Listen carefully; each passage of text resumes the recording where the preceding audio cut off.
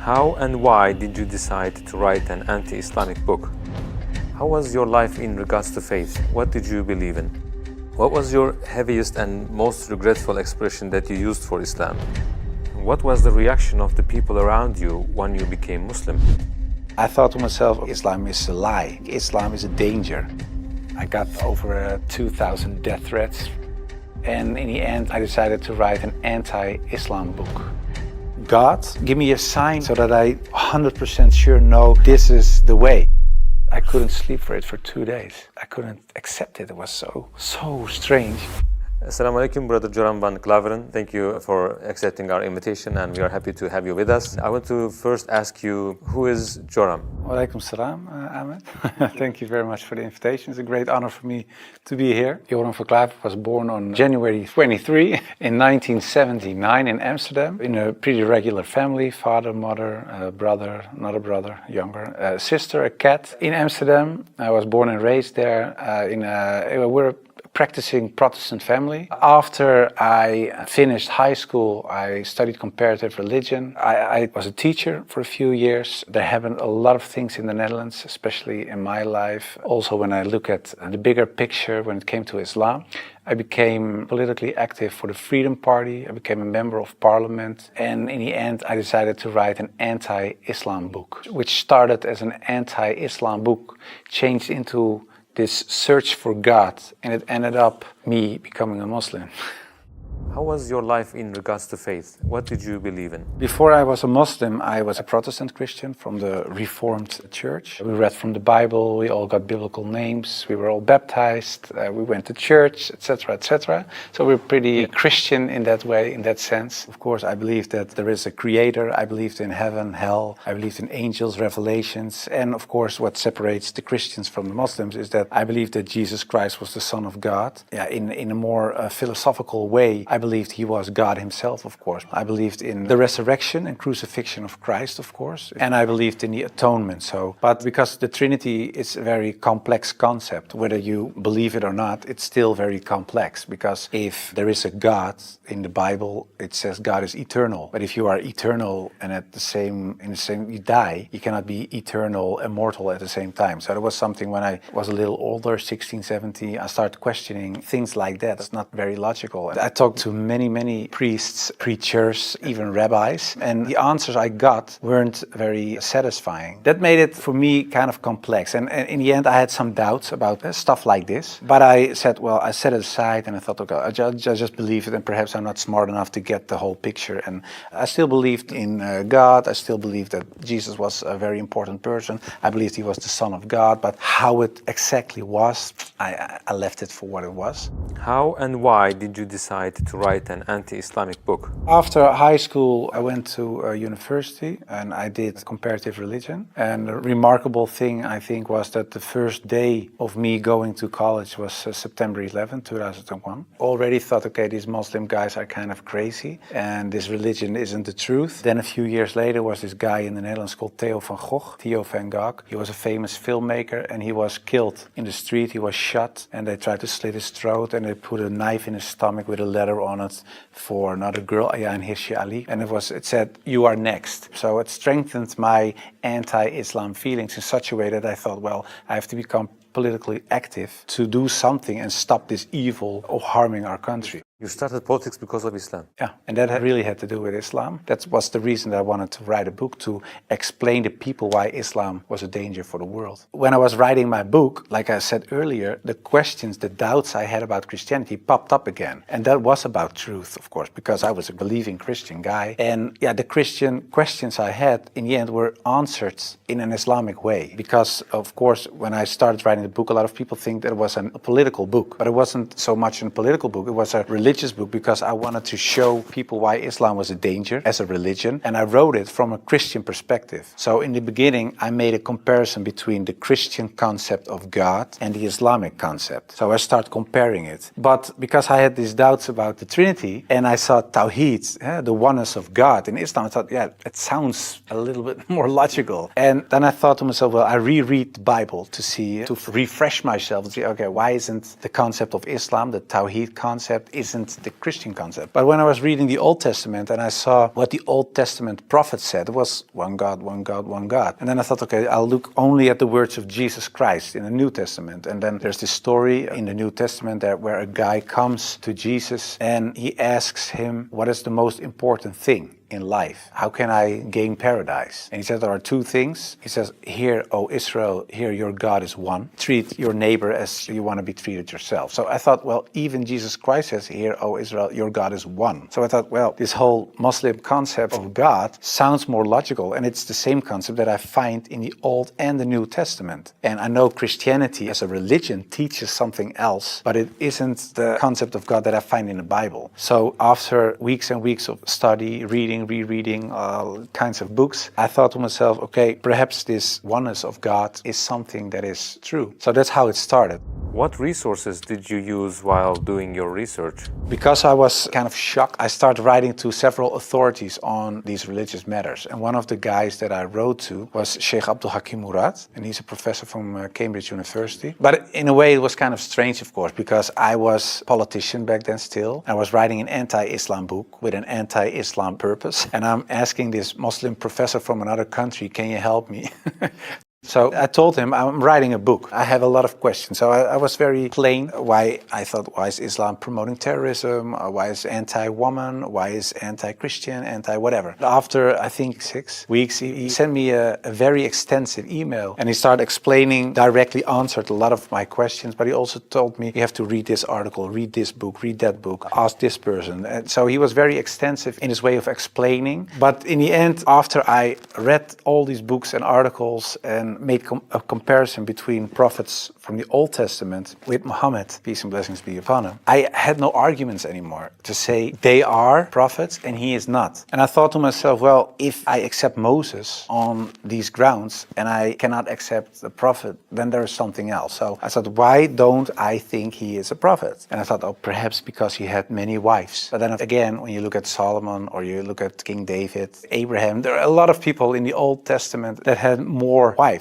And when you look at even outside of the religious books, culturally in Europe, in Africa, Asia, everywhere, there were men with several wives for several reasons. So I thought to myself, well, that cannot be a reason either. So one by one, all these reasons fell. And in the end, I thought, well, I have to say all of them are not prophets. But I didn't believe that because I thought, well, the things they did, they said, the miracles that happened, etc., they were confirmed in what they said and what they did. So they are. And then I said, well, then I have to accept that Prophet Muhammad perhaps is a prophet too. So I was doubting it. So first I thought, well, it's the most evil person I know because of the history. Then I said, well, perhaps it's not that evil, but he's not a prophet. And in the end I started doubting, perhaps he is a prophet. Yeah, that took, of course, me reading a lot of books again. And the one thing that I think was very wise of Abdul Hakim Murad to say was, he said, well, the books you read about with the anti-Islam arguments are written by non-Muslims. He said, if you want to know more about Christianity, you don't read books from atheists. You start reading the books from the Christians. Why do they believe this? What are the arguments? So that you have to do the same with Islam. So start reading Islamic books from Islamic teachers, from Islamic scholars, etc. And then you can see, if you compare the books on the same topic of people who are Muslim and wrote those books and non-Muslim, you can see where they took the wrong turn, where they translated words in the wrong way, sometimes perhaps even not on purpose, but just because they didn't know, where things are added, where things left out of it. So, and in the end, you see there's this other religion almost created because of all these things. And that's what I did. And that's what I also did with The Life of the Prophet, because I read a book from Martin Links, The Life of the Prophet, based on the earliest source of Muhammad. And it was written, of course, by a convert. And his way of reasoning, his way of telling, his way of writing appealed to me because it's culturally the same thing. How do I approach a certain topic, etc. And it was the first time that I saw him not so much as a warlord, because that's the picture I had in my mind, but I saw him as a father, and I saw him as a friend and a teacher, and so much more. And so, yeah, I saw the person and his character, and I said, well, I can say a lot, but I cannot say that this is not a good man. So his character persuaded me to read more and to want to know more. What surprised you the most while doing your research? The story about Hind, there was something that, like a switch, like I had to change. And it was because I thought Hind, she was the wife of one of the enemies, Abu Sufyan. And in a way, they gave money to kill Hamza, the favorite uncle of the Prophet. And that was what happened on the battlefield. He got killed. They even paraded with his ears and cut off his nose and horrible stuff. So the Prophet was deeply sad, of course, of what happened. And years later, he became powerful. He came in power in Mecca. And then there was Hind. And I was reading this book and I thought, okay, now she gets crucified or her head gets cut off or something like that. But he said, well, I cannot look at her right now, but everybody is forgiven. And if you want to stay here and live among the Muslims, it's possible. If you don't want that, you can go. But bloodshedding is over now. And I thought to myself that she was forgiven. If you can forgive someone who kills a relative, especially a favorite uncle of you, even starts parading with parts of his body to show other people that she humiliates you and whatever you stand for, that means you have such a great character. It's very special. It's something you don't see. And that's what he did. So I thought to myself, well, it was a really special guy. And when I thought that, I thought, well, I have these arguments for him being a prophet. I see his character. I see the way he treated other people. I see how he treated his enemies. I think he is a prophet. But then I thought to myself, whoa, that's horrible. Because I already accepted this oneness of God. And now I say he is a prophet. If I say there is only one God and Muhammad is his prophet, that's almost shahada. So I thought to myself, okay, let's close the books. Stop. This is going in the wrong direction. And of course, I wasn't that anti-Islam anymore because of what I read, what I saw, and what I experienced. What I tell you now, it sounds a little like a fairy tale, but it really happened. In the end, there were all these books at the table. And when I had this feeling of, yeah, okay, this is shahada in a way, I thought, well, I put all the books away and I put the books on the highest shelf. But there were so many books that a lot of books fell off the shelf. And one of the books that fell off the shelf was the Quran. And when I picked it up, my hand was on a page with Surah 22, Ayat 46. And it says, it's not the eyes that are blind, but the hearts. And I thought to myself, that really is my problem, because it wasn't the eyes. I really could see what I written down myself. Nobody forced me to write this book. Nobody said you have to write this or that. I started writing myself and I could see it with my own eyes, but I still couldn't accept the fact that I said he is a prophet, there is this one God. I just couldn't. So it wasn't my eyes that were blind, but it was really my heart. I couldn't accept it. I think my nafs or my nefs or whatever, my ego, I couldn't accept it. And I said, well, God, I don't care if it's the God from the Bible or the Quran, give me a sign or something so that I 100% sure know this is the way. And I went to bed, but when I woke up, I felt very secure in myself. I really felt very secure. I've never been more secure about anything else. The whole anxiety or the whole doubting issue, it disappeared like snow for the sun. And I thought to myself, well, I think I'm a Muslim. Well, and then of course I had to tell other people. What was the reaction of the people around you when you became Muslim? Assalamu alaikum, brothers and sisters. We saw that 80% of our audience, including this video, are not subscribed to our channel. As you know, we are a non-profit organization and advertisements are disabled on our videos. So the only reason we are asking for this is to spread the truth. It may seem like a small act, but inshallah, it may be a means of guidance for many people. Now let's click the subscribe button and let's together walk towards eternity. What was the reaction of the people around you when you became Muslim? Most of them were very negative, of course. For a lot of people, especially some uncles and aunts, it was kind of a shock. They heard it when it was on the news. I told my mother, and my mother started crying. And my wife was pretty open. Yeah, she was very cool about it. She said, well, if Islam is what you really believe and that's in your heart, who am I? And yeah, some people from my old work were really aggressive. I got over 2,000 death threats from people who used to support me, of course. People who voted for me. People said the most horrible things. We will rape your wife, shoot you, we know where your children go to school, stuff like that. And most of them, of course, is nonsense because they're crazy people writing things on their computer. So it was kind of a hectic time. And I had to tell my work, of course, and it was this Christian organization. So to say that the leader of the pack, he said, I can't believe it. And he said, well, I noticed this change when you talked about certain topics on radio. You were kind of a little more mild, not so harsh anymore, but you becoming a Muslim? And after I said, yeah, I became Muslim, he said, I couldn't sleep for it for 2 days. I couldn't accept it. It was so strange. But the hardest part for me was telling my grandfather, because my grandfather was dying and he was 93, 94 years old and he was on his deathbed at home. I had to tell him, and my mother told me, yeah, you have to tell your grandfather. It was her father. So I said, well, then you have to come with me. It's got like a shield. And I just said, well, grandfather, I became a Muslim. And then he closed his eyes. And I thought he stopped breathing because, yeah, he was so old. And he really stopped breathing for a while. And then he started breathing again. And he looked at me and he said, well, at least you didn't become a Catholic. So it was very funny. The last thing, and my old boss from the radio, he said, well, how do we know that you're not becoming Hindu one day or something else?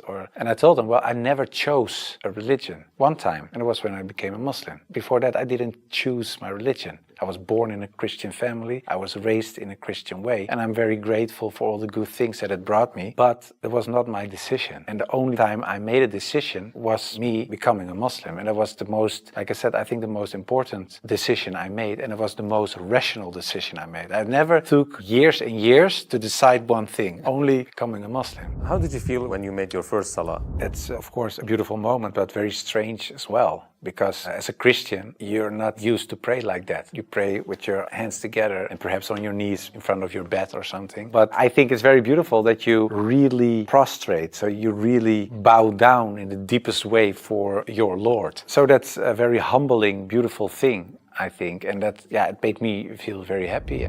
What were the 3 biggest challenges you faced when you converted to Islam? Well, becoming a Muslim, of course, was a big challenge because I had to tell the world and family, and that was a big challenge. The part of thinking that it would be very hard to become a Muslim because, especially as a Protestant Christian, there aren't so many things you have to do in a religious sense. As a Muslim, in terms of practice, so it is required to pray 5 times a day. It's required to eat in a certain way. It is required to think in a certain way. You have to be the best in a way every moment because of your relation with your Creator and because of the fact that you have to pray 5 times a day. It's a constant reminder in a way of the Creator. So that makes you much more aware of the fact that you have a Lord than as a Christian. That's how I experience it. And I thought to myself, whoa, 5 times a day praying, I cannot do this, I cannot do that, I have to do.